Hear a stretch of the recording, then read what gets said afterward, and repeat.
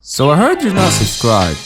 Subscribe now. Now this video is a $1,000 gaming PC build. I mean, $1,000 is a really good budget for gaming PC. You can even start streaming if you want to. The CPU is very beefy, the GPU is very beefy. This PC is starring the RX 5700 XT and the Ryzen 5 3600. And right now, guys, you're looking at the benchmarks of a lot of games using the Ryzen CPU and the RX 5700 XT. So without wasting any more time, let's get to the parts. For the CPU, of course, we're looking at the Ryzen 5 3600. Now this is a 6 cores 12 threaded CPU. It can easily turbo to 4.2 GHz. You can overclock it to even 4.5 GHz. Now this is a goat of a CPU for the price. For $200 or $195, you're getting a great IPC, which is the single core performance, and you're getting an even greater clocks per cores, and the overall performance will be really good for streaming, video editing, gaming, you name it. It can be even somewhere equivalent to the i9 or I believe i7 9700K, the 6 cores Intel CPU. For gaming, it will not do any bottlenecking to our GPU. This CPU will not hold you back. For the board, we're looking at the MSI B450M Tomahawk, I believe, for around $80, but this one has an M.2 slot, so you can add an M.2 SSDs, and M.2 SSDs are actually pretty cheap, or even cheaper than the normal SSDs, but they don't have heat sinks on, the cheaper ones. So yeah, that's a good feature. And it's got 4 RAM slots, so you can go all the way up to 64 GB. You can even overclock your CPU down the line, and it's compatible with all the Ryzen 3rd Gen CPUs. For the storage, we have 2 options, which is the Hitachi UltraStar 2TB hard drive. It's for $38. It's a pretty basic, straightforward 7200 RPM mechanical drive. Be able to store anything you throw at it. 2 TB is a lot of storage. And for the boot drive, the SSD, it's a 240 GB ADATA SSD, which is great for the price. We're talking $29. You would not go wrong with that at all. And a very impressive read and write speeds and boot up times, and in games loading speeds will be pretty cool. So yeah, you cannot go wrong with this at all. As for the case, we're looking at the Cooler Master Box Q300L for around $40 to $50. This case is actually very good looking. It's got all the hard drive bays and SSD bays for $60 to spend. So yeah, you can add RGB fans, or you can even add an RGB strip, and it will make your PC look very good.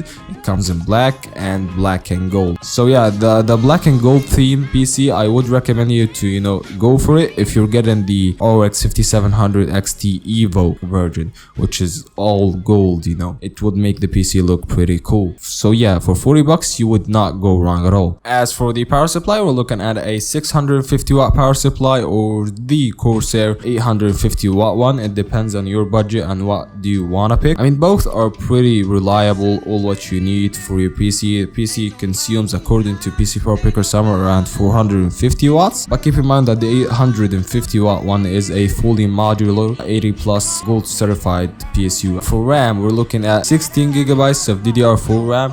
It's a weird brand, but it looks good. It's in black for $60, I think, and it's rated at 3000 megahertz at 1.35 volts, so you can even get it to 3200 megahertz, and it will not hold our PC back. I mean, 16 gigabytes is very good for gaming or streaming or anything you'll do at it, or even video editing. So yeah, you could not go wrong with that at all. And there's an extra 2 DIMM slots in the future if you're willing to go over 16 gigs. But for gaming, this is what you'd need. But as for the GPU, we have 2 options. The one that you are looking at its benchmarks right now is the RX 5700 XT. The one we have, I believe, is a power color one. It's a really good GPU for the price, $420. It can compete with the RTX 2060 Super or the RTX 2070 even, and it gives you groundbreaking performance for the price. This is the best value for money GPU in terms of brand new parts right now. Now, the other competitor that I would recommend you to go for, and you would not go over the $1,000 budget, is the GTX 1080 Ti. Make sure to stay away from the single fan models because they suck.